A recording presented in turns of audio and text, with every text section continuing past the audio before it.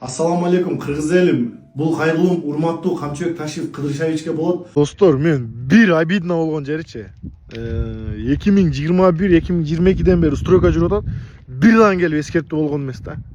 Мынакей достор, снос деп X коюп кеттир. Азыркы учурда айнектерин коюп атканбыз. Бул жакта соседтер, биздин кошуналар. Азыркы учурда мен дагы ошондой маселеге кабылып калдым.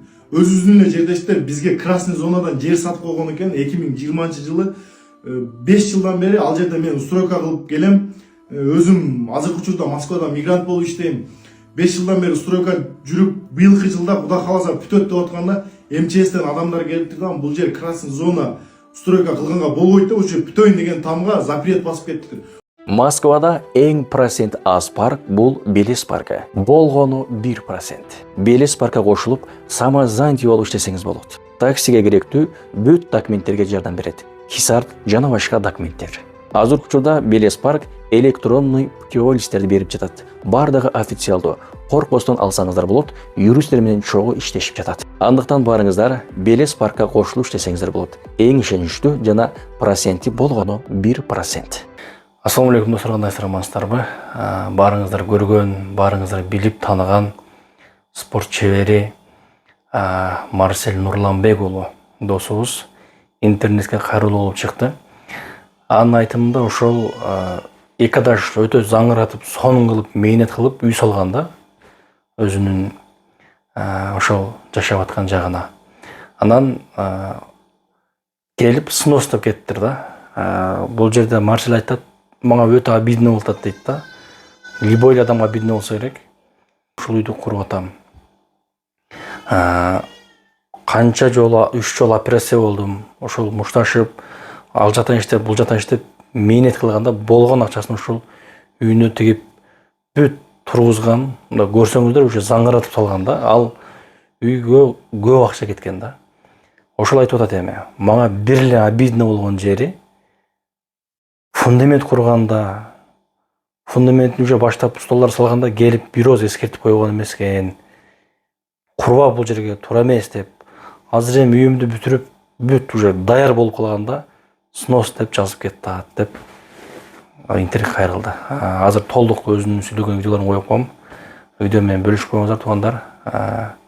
Эми жакшы жакка чечип алсын эми. Чындыгында мынтип карасаң обидно да, обидно. Ушунча мээнет кылып, акча табып, анан заңыратып үй салгандан кийин просто так аны сүрүп салган.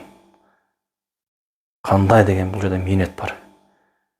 Марсель досубузга эми Аллах таалам оң жагынан чечип берсин маселесин. Видеону до конца көрсөңүздөр, Марсель досубуздун ошол сүйлөгөн видеолорун көрөсүздөр. Урматтуу Москва шаарындагы мекендештер, эгерде документиңиздердин мөөнөтү бүтүп, Москва, Казакстан кирди чыкты маселеси пайда болсо, анда сиздерге Элдер агабыздын командасын сунуштайбыз. Көп жылдык тажрыйбасы бар айдоочулар кызматыңыздарда. Казакстанга эч кандай ортомчусуз өздөрү түз алып барып, түз алып келет. Андыктан төмөндөгү телефон номерлерге байланышыңыздар. Элдер агабыздын командасы кызматыңыздарда. Достор, мен бир обидно болгон жеричи. 2021-2022ден бери стройка жүрүп атат. Бирден келип эскертүү болгон эмес да.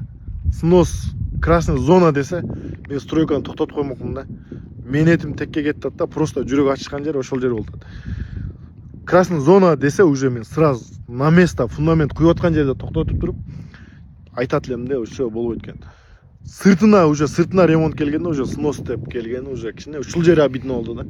Еще бир 8 жылдык убактым ушул жерге кирди. Ушул үйдүн айынан спортто жүрөм. 3 жолу операция болдум. Мага колуман 2 жолу, тиземен 1 жолу.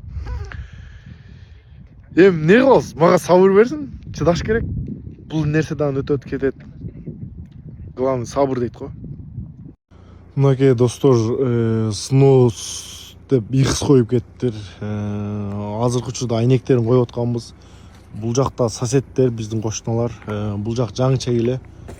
Өзүңөр билесиңер достор, өтө көптөгөн мээнет кеткен да бул жакка чыгарсаңар.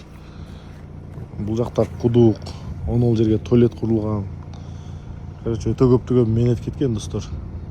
Снос деп бүтөйүн деп кылганда жазылып кеткени кичине обидно болуп калды. Эгер ошо 4-5 жыл фундамент куюлган маалда жазылса, сразу стройканы токтотот элем менчи. Ассаламу алейкум кыргыз элим. Бул кайрылуум урматтуу Камчыбек Ташиев Кыдыршаевичке болот. Камчыбек Ташиев Кыдыршаевичти көрүп эле жүрөбүз. Өтө көптөгөн иштерди кылып атат. Өтө көптөгөн карапайым семьяларга жардам берип атат. Карапайым элдин маселелерин чечип келип атат.